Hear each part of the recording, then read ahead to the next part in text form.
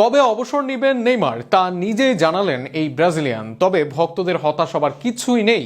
যতদিন পা চলবে ততদিন খেলবেন নেইমি। বললেন ফুটবলটাই তার প্রথম প্রেম। অবসর সেদিনই যাবেন যেদিন বুঝবেন আর সম্ভব নয়। ফুটবল যেন তার শিরায় উপশিরায় প্রবাহিত হওয়া এক অনুভূতি। মাঠের প্রতিটি স্পর্শ, বলের প্রতিটি ছোঁয়া, সবকিছুতেই নেইমার যেন ফুটবল ঈশ্বরের ছোঁয়া খুঁজে পান। তিনি শুধু একটি নাম নন, বরং একটি আবেগ, একটি শিল্প, একটি গল্প যা এখনো রচিত হচ্ছে, এখনো শেষ হয়নি।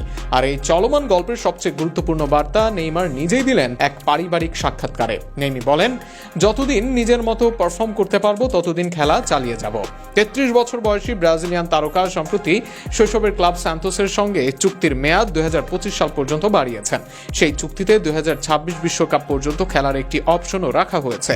অর্থাৎ এখনও থেমে যাওয়ার কোনো চিন্তা নেই নেইমারের মনে। তিনি দিগন্তের দিকে ছুটে চলা এক সৈনিক, যিনি ফুটবলকে শুধু পেশা নয় বরং ভালোবাসার জায়গা হিসেবে দেখেন। এক ঘরোয়া আন্তরিক পরিবেশে পরিবারের সদস্য ও ঘনিষ্ঠদের মাঝে নেইমারের এই খোলামেলা সাক্ষাৎকার ছিল আবেগ ও আত্মবিশ্বাসে ভরপুর। তার স্ত্রী ব্রুনা বিয়ানকার্দি প্রশ্ন করেছিলেন এখনো কেন তিনি পেশাদার ফুটবল চালিয়ে যাচ্ছেন। উত্তরে নেইমার বলেন, ফুটবলের প্রতি আমার ভালোবাসা কখনো শেষ হবে না। মাঠে খেলার ইচ্ছে, প্রতিদিন ঘুম থেকে উঠে অনুশীলনের তাগিদ আমাকে এখনো চালিয়ে নিয়ে যাচ্ছে। যখন সেই ইচ্ছে শেষ হবে তখনই থেমে যাব। তবে কেবল খেলার প্রতি প্রেম নয়, জীবনের নানা দিক নিয়েও কথা বলেন সাবেক বার্সা ও পিএসজি তারকা। নেইমার তার লাইফ স্টাইল নিয়ে প্রায় সমালোচনার মুখোমুখি হন।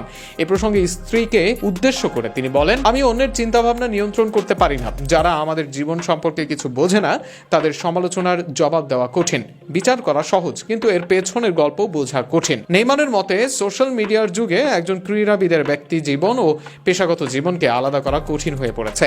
তবুও নিজের আত্মবিশ্বাসে অটল তিনি বলেন, আমি জানি আমি একজন ভালো মানুষ। আমি চাই মানুষ আমার পারফরমেন্সে মনোযোগ দিক। ইন্টারনেটে যা আসে সেসব আমার মানসিকতাকে প্রভাবিত করতে পারে না। নেইমার আরও বলেন, একদিন আমার ফুটবল ক্যারিয়ার শেষ হয়ে যাবে, ইতিহাসে থাকবে আমার নাম। সমালোচকরা তখন আর থাকবে না, কিন্তু আমার ভালোবাসা, আমার প্রয়াস ও যারা আমাকে সত্যি চিনেছে তারা থেকে যাবে। আমি সবসময় বলি, যারা আমাকে চেনে তারাই সবচেয়ে গুরুত্বপূর্ণ। এই নেইমার ভাঙা পায়ে খেলেও দলের জন্য লড়াই করা এক যোদ্ধা। ট্রফি জেতার পর কাঁদা সেই তরুণ, কিংবা সন্তানের সঙ্গে খেলার সময় হাসি মুখে সময় কাটানো এক সাধারণ মানুষ। ফুটবল তার জীবন, ভালোবাসা, আত্মা। আর সেই ভালোবাসার শেষ না হওয়া পর্যন্ত নেইমার থামবেন না।